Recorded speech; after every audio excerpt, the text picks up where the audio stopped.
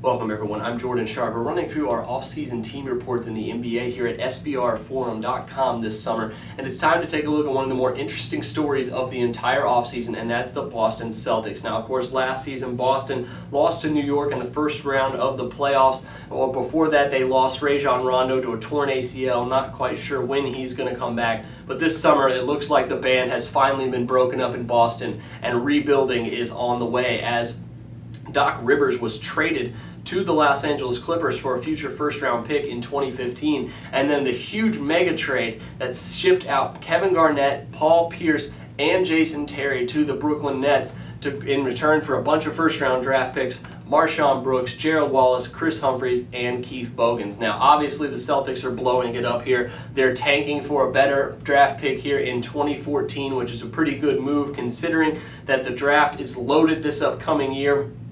All in all, Boston did what they had to do, and I think they got pretty good value in return. Obviously, the players, none of them have a long-term future with the Celtics, with the exception of possibly Marshawn Brooks, but the future first-round draft pick gives the Boston Celtics 9 total first-round draft picks in the next 5 drafts, especially in the next season's draft where they have their own and one of Brooklyn's. It's going to be huge for them to have a couple of those later that late round first pick, as well as possibly their own lottery pick, because the Celtics are going absolutely nowhere this season. I see absolutely no reason why they would rush Rondo back just to play for a team that's lottery bound and has no chance of making the playoffs. Rondo might even pull somewhat of a Derrick Rose this offseason, completely sit out the rest of the season, even though he probably will be medically cleared to come back right around February, it seems, considering how late in the season he tore his ACL. But I see no reason why Rondo comes back, and of course there's even a possibility that he gets traded and is not in Boston very much longer, and Boston could then add some more first-round draft picks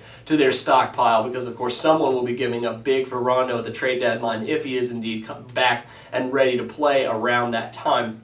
But for the Boston Celtics, their future odds are a no-go for us this summer. 125 to 1 at Bet365 to win the NBA title. That's only better than a handful of teams. Obviously, the Celtics are doing what they tried to do all those years ago to tank and try to get Tim Duncan. It didn't work out for them this time. Let's see if they win the Riggin for Wiggins contest this offseason, because they are surely on the path for horrible play this upcoming season.